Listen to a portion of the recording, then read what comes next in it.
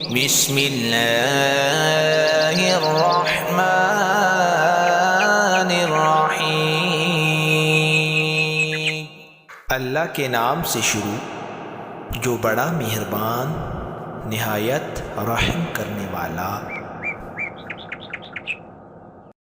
السلام علیکم، کیسے ہیں آپ سب؟ امید ہے آپ سب بھی ٹھیک ہوں گے اور خیریت سے ہوں گے۔ آپ دیکھ رہے ہیں میرے یوٹیوب چینل ہاشر کچن۔ اگر آپ چینل پر نئے ہیں تو پلیز میرے چینل کو سبسکرائب کر لیجئے گا، ویڈیو کو لائک کیجئے گا، شیئر کیجئے گا، ایک اچھا ساتھ میں کمنٹس کیجئے گا اور ویڈیو کو اینڈ تک فل واچ کیجئے گا۔ تو یہاں پر میں نے 2 کپ میدا لیا ہے جس کو میں چھان رہی ہوں۔ آپ لوگ بھی چھلنی کی مدد سے اس کو چھانیے گا۔ سب سے پہلے آپ نے یہ کام ضروری کرنا ہے، کیونکہ جو ابھی آج کل گرمیاں ہیں تو اس کے اندر وہ جس کو کیڑا بولتے ہیں جو آٹے وغیرہ کے اندر بھی لگ جاتا ہے، سرسری یا لمس سے جانور کوئی بھی اس کے اندر ہو تو وہ نکل جائے گا۔ تو خیر یہاں پر میں نے اس کو چھان لیا تھا اور زیرہ جو ہے 1 چمچ زیرہ تھا میں نے لیا اور وہ بھی ہاتھ کی مدد سے کرش کر کے ڈال دیا ہے۔ آپ نے سیم اسی طریقے سے ڈالنا ہے اور 1/2 چمچ نمک شامل کیجئے گا اور اب ان دونوں چیزوں کا اچھے طریقے سے میدے کے اندر مکس کیجئے گا۔ تو یہاں پر میں نے مکس کر لیا ہے میدا۔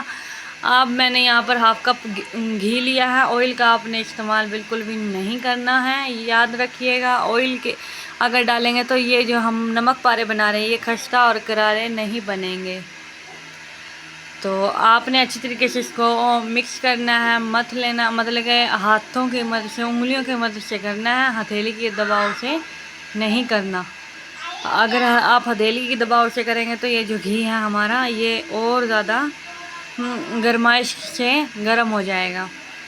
تو خیر یہاں پر میں نے اچھے طریقے سے اس کو مکس کر لیا ہے۔ اب میں اس کے اندر ڈالنے لگی ہوں تھوڑا تھوڑا کر کے پانی، اور آپ نے جو ہے ڈو اس کی بنانی ہے وہ بالکل سخت بنانی ہے، جو مطلب کہ ہم سموسہ پٹی یا سموسوں کے لیے بناتے ہیں، سموسہ رول کے لیے بناتے ہیں، تو وہ آپ نے نہیں بنانی زیادہ سافٹ، نرم نہیں رکھنی۔ یہاں پر تھوڑا سا اس کو سخت رکھیں گے، تھوڑا تھوڑا پانی ڈالیے گا اور پھر اس کو ڈو کی شکل میں تیار کیجیے گا۔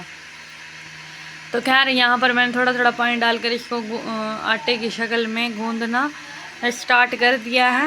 آپ لوگ بھی سیم اسی طریقے سے بنائیے گا، اور چھوٹی موٹی بھوک اور بے وقت بھوک کے لیے یہ بہت کم بجٹ میں بننے والی ریسپی ہے اور کم پیسوں سے اور کم ٹائم میں تیار ہو جائے گی۔ تو یہ دیکھیں میں نے یہاں پر اس کو تیار کر لیا ہے، لیکن ابھی بھی یہ تھوڑا سا سخت لگ رہا تھا مجھے، تھوڑا زیادہ، تو میں نے تھوڑا سا اور پانی ڈال لیا تاکہ یہ جو میدا الگ الگ لگ رہا ہے گھی کی مدد سے مطلب کہ مکس ہو جائے گا، آٹا کی شکل میں اس کو گوندیے گا، اچھی طریقے سے اس کو متھیے گا تاکہ جب ہم نمک پارے بنائیں تو ہمارے خستہ اور کرارے نمک پارے اور پھولے ہوئے سے بنے۔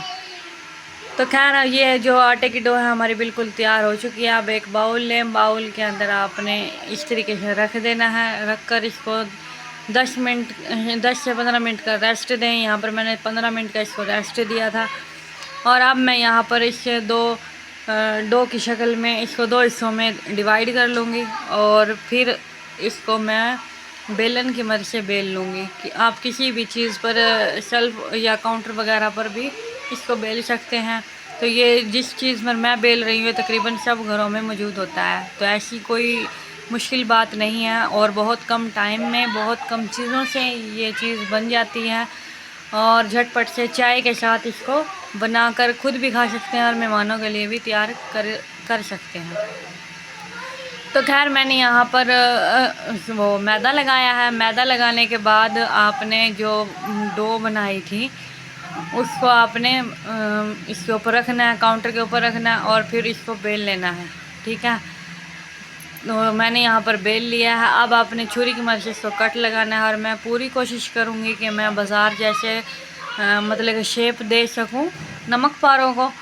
تو میں نے کچھ اسی طرح سے چھوٹی بڑی لائنیں لگا لی ہیں، اور پھر میں اس کو تھوڑا ترچھا مطلب کہ ترچھی لائن لگاؤں گی، اور چھری کی مدد سے آپ لوگ اس کو ایزیلی کٹ کر سکتے ہیں۔ یا آپ کے پاس پیزا رولر ہے تو آپ اس کے ساتھ بھی اس کا کٹنگ کر سکتے ہیں۔ تو یہاں پر میں نے اس کی کٹنگ کرنا شروع کر دیا۔ اب کرتے ہیں اس کی سائڈ سے کٹنگ، اور اس کو تھوڑا سا لمبا سا میں کٹنگ کروں گی۔ آپ لوگوں کی اپنی چوائس ہے، آپ کو اس کو چھوٹا کریں یا بڑا، لیکن یہ تھوڑے سے بازار میں جو ملتے ہیں وہ بڑے بڑے فنگر ٹائپ میں ہوتے ہیں، اس لیے میں نے یہاں پر ان کو کٹنگ اس طریقے سے کیا ہے۔ اور سیم یہ لاسٹ میں آپ کو اس کو فائنل لک دکھاؤں گی، بازار جیسے ہی بن کر تیار ہوئے تھے۔